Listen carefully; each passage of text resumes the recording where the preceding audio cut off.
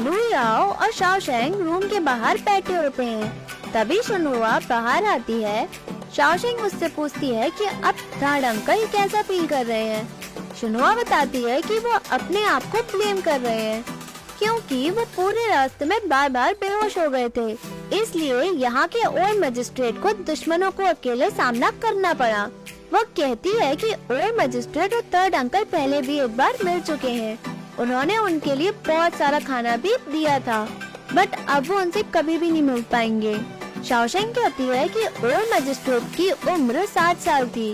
उन्होंने अपनी जिंदगी खतरे में डाल दी। वो सोल्जर को भी तो बुला सकते थे। वो बूढ़े और कमजोर थे। मैजेस्टी उन्हें अकाउंटेबल नहीं ठहराते। शुनहुआ कहती है कि भले ही मैजेस्टी उन्हें ब्लेम न करे, बट हुआ काउंटी के लोग उन्हें देख रहे थे। अगर ओल्ड मैजिस्ट्रेट की फैमिली बहादुरी नहीं दिखाती तो वो यहाँ गवर्न कैसे करते। परेशानी के वक्त केपेबल इंसान को रिस्पॉन्सिबिलिटी उठानी पड़ती है, जैसे तुम्हारे पेरेंट्स ने निभाई। तभी फोडेंग इन्फॉर्म करता है कि ओल्ड मैजिस्ट्रेट की grand daughter chain Xiaomi treatment ले रही है। वो बहुत बुरी तरीके से इंजर हुई है क्योंकि एक सोल्जर ने उसकी छाती पर लात मार दी थी। वो ज्यादा दिनों तक जी नहीं पाएगी। शुनहुआ शाओशेंग को उसे देखने को कहती है। लू याओ भी उसके साथ जाता है। शाओशेंग वहाँ सभी इंजर लोगों को देखती है। तभी वो शाओमी को देखती है। वो सपने में अपने परिवार के लिए रोती है। तभी एक फ्लैशबैक आता है जब शाओशेंग छोटी थी और वो खेलती थी। अपनी फैमिली की तारीफ करती है वो। एक बच्चा कहता है कि तुम्हारे पेरेंट्स ने तुम्हें छोड़ दिया है क्योंकि तुम एक लड़की हो। शाओशेंग मना करती है। उसे उसकी बातें भी चुभती है। यहाँ शाओशेंग शाओमी की ट्रीटमेंट में हेल्प करती है। शाओमी उठती है। वो पूछती है क्या आप नर्स हैं? शाओशेंग मना करती है और कहती है कि नए मजिस्ट्रेट हुआ काउंटी में मेरे अंकल है। मैं उनकी तरफ से तुम्हें मिलने आई हूँ। शाओमी कहती है कि उसकी पूरी फैमिली ने सेक्रीफाइस कर दिया। सामने से एक पर्सन बताता है कि जब बैंडिट ने शहर में कदम रखा था तभी उन्होंने ये अनाउंसमेंट कर दिया था कि मजिस्ट्रेट अब जिंदा नहीं है। शाओमी सब जानती है। लू याओ उन सभी को जानवर कहता है। शाओशेंग शाओमी से कहती है कि तुम्हारी फैमिली ने तुम्हें नहीं छोड़ा है, उन्हें ब्लेम मत करना। शाओमी मना करती है और कहती है कि उन्होंने सेक्रीफाइस किया है लोगों की जान बचाने के लिए। सभी अब उनकी तारीफ हीरो की तरह कर रहे हैं, बट मैं तो उनसे बात करना चाहती थी।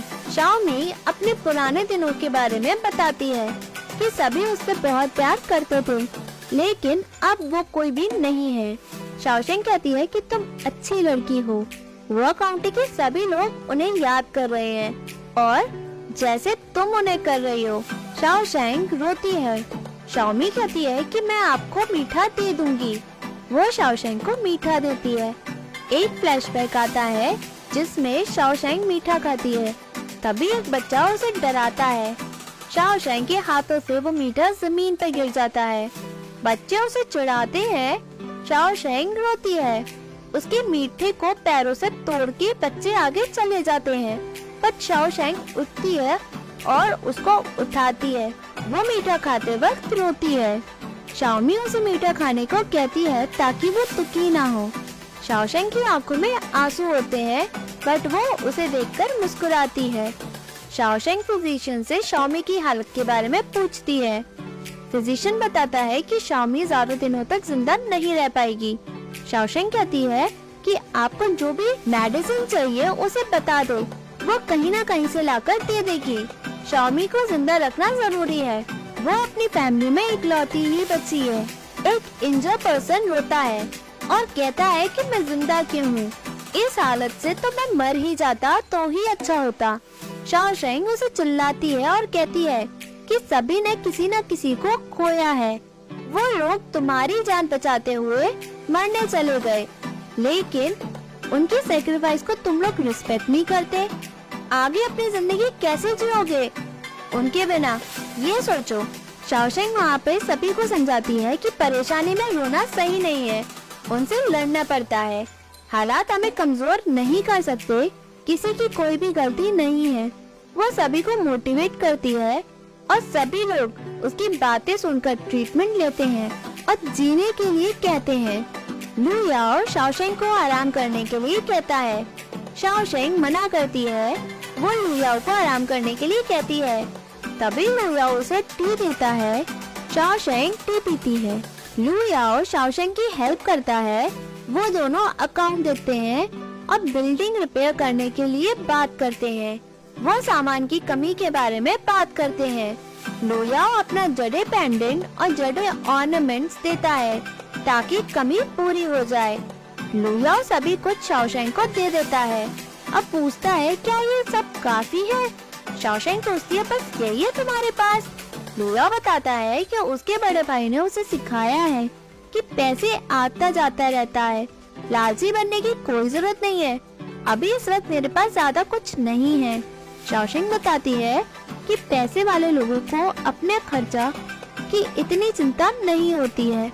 वो लू याओ से पूछती है ये पूरे दिन तुम करते क्या हो? लू याओ बताता है कि पूरे दिन हम पढ़ाई करते हैं ताकि हम एक अच्छे लेवल के ऑफिसर बन सके और लोगों की हेल्प कर सके। शाओशेंग कहती है कि तुम गुड रेपुटेशन के लिए पढ़ते हो। शाओशेंग को एक आइडिया आ जाता है और वो खुश हो जाती है। शाओशेंग अपना आइडिया चेंगजी को बताती है। चेंगजी कहता है कि वो ऑफिशियल लेटर पे डोनेशन नहीं मांगेगा। शाओशेंग उसे उसके बेनिफिट के बारे में बता के पटाने की कोशिश करती है ताकि हुआ काउंटी में दोबारा लोग सही से रह पाएं। चेंगजी कहता है कि डोनेशन से हुआ काउंटी को बनाना। वो पूछता है तुम्हें ऐसी ट्रिक सिखा कौन रहा है? शाओशेंग कहती है कि उसे ये ट्रिक किसी से सीखने की कोई जरूरत नहीं है। चेंगजी फाइनली मान जाता है। शाओशेंग उसे ऑफिशियल लेटर पर लिखने के लिए कहती है।